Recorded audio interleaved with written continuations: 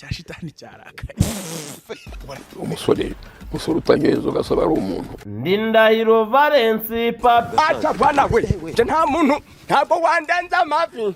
They could be mad at me. Look at my family. And then hano handitse Rutwitsi Muzi my aka. Work in China rather to be in Tata wafite karisimbi. Abikunda simbo.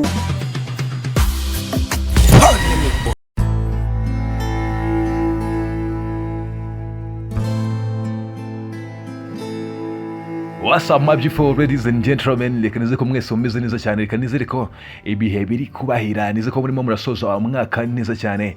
Ngira ngo murabimenye rero ko hanga kuri Dion TV twahageze amakuru menshi yagiye atandukanye ayimyidagaduro abari kugenda garuko cyane hano mu Rwanda ndetse no hanze yarwo, aho twagize amakuru y'aba celebrity mukunda cyangwa se mwakunze mu bihe bitandukanye.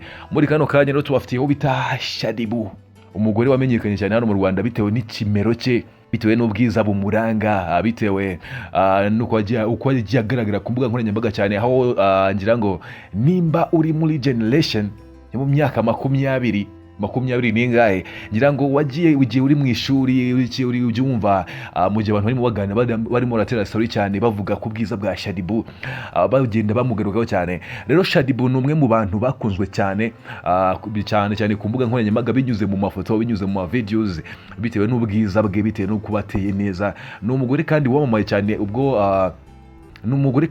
cyane ubwo yari ari mu rukundo no mu video director bita Bedi Saleh, umwe nawe mu bagabo bamenyekaye cyane mu bijyanye no editing ama videos hano mu Rwanda, binyuze mu gukora indirimbo z'abahanzi bagiye batandukanye. Rero uno mugore anyuze ku mbuga nkoranyambaga mu ijoro ryakeye, yanyuze kuri Twitter n'ubundi hanakunze kujya agapostinga abantu bakamusubiza amagambo akaba menshi cyane kuri social media. Uyu mugore ubwo yari kuri Twitter yagize atya, ariyandikira ati I am cute, ndi nk'ibyapa bya MTN haba nk'iminara ya RBA mu mitwe yanyu.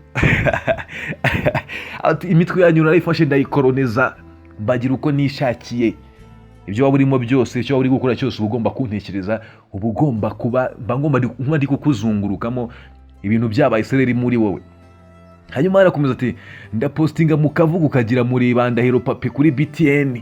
Nyago barabizi neza cyane ko Papi Ndahiro ari umwe mu bantu bavuga tu, hari umwe mu bantu bavuga, abantu bamenyere cyane ko ari umwe mu bantu batangaza inkuru zakasa mutwe kubinyuze ku mate kuri televiziyo, cyane ko yanakoreye RBA, RTV n'ahandi hagiye hatandukanye. Abantu none bikakagenda namenyekana cyane bitewe n'uburyo bavugamo amakuru. Shadibu arikomereza bati ayo muvuga nyavunjamo amadolari, byabayoberaho nkura amadolari mukanyita indaya mu mitwe yanyu, amafoto yanjye mukadownloadinga mukanyita utuzina ngaho mukecuru, bashiki banyu baraheze kwishyiga bakina kwasa n'imbaragasa. Abantu bahita banyura bajya muri reply, induru ziravuga hati Shadibu yegeranyije n'ibyapa bya MTN, Shadibu yegeranyije n'iminara ya RBA, kuko ibyo izo ni zimwe muri brand ziri ahantu hose hano mu gihugu. MTN ngira ngo nta hantu utayisanga, iminara ya RBA imeze nk'amasibo mu midugudu. Hanyuma bati gose umva ngiye vuga izina ryanjye ngo say my name. Nitwa Shadibu, wari ku hagati aho ngaho sorry posting agafoto kawe nawe tukurebe. Abantu bajya muri reply baravuga, barapostinga nyine nkuko yabivuze, barapostinga bashyamo ibintu byinshi bitandukanye. Gusa abantu benshi bagiye bapostinga, bagiye bagaruka cyane kuri no post bavuga nabi Shadibu. Ngira ngo urabizi neza cyane ko n'ubundi uno mugore ni umuntu mukuru, ni umugore mukuru maze imyaka myinshi muri kano gakino, kuko ubu ngubu ashobora kuba afite imyaka muri 33. Mu minsi ashize nibwo yarema avugwa mu rukundo n'umuproducer witwa Yewe, ariko n'ubundi biza kugaragara yuko ari scam, kuko Yewe bundi yarimo ashaka kwinjira muri industry ya music, noneho akinjiramo atari umuproducer, ahubwo arimo arakora indirimbo ze nk'umuhanzi. Ngira ngo iyo nkuru mwarayikurikiye n'ubundi hano kuri Dion TV. Rero Shadibu ni umwe mu bantu bakuze nkuko babivuga, kandi message abantu batanga nawe zimugeraho, bamwita mukecuru nkuko yaje no kubivuga hano ngaho muri no post.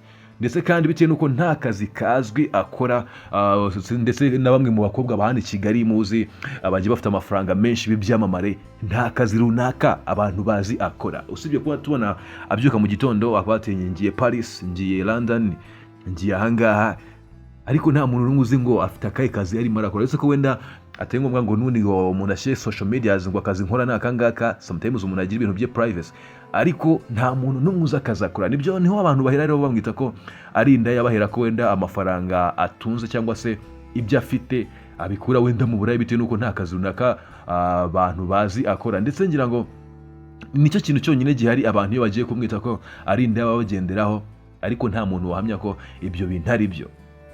Ariko nimba ari nabyo ni umubiri we. Ejo bundi yari mu kiganiro kuri BNB FM arangije aravuga ati kugira ubwiza ni byiza, ahubwo ikibazo ni ukubugira ntumenye kububyaza umusaruro. Ndetse ubwiza barabucuruza.